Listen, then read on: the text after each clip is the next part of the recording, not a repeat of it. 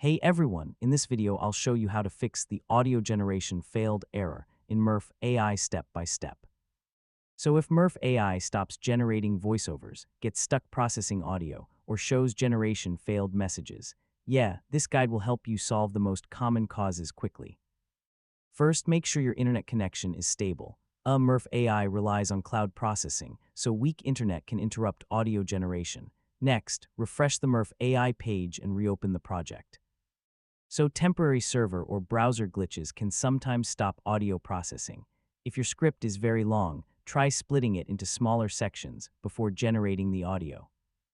I mean, huge text blocks can sometimes overload processing. Certain symbols, emojis, or unusual formatting may break AI voice generation. Try removing special characters and test the script again.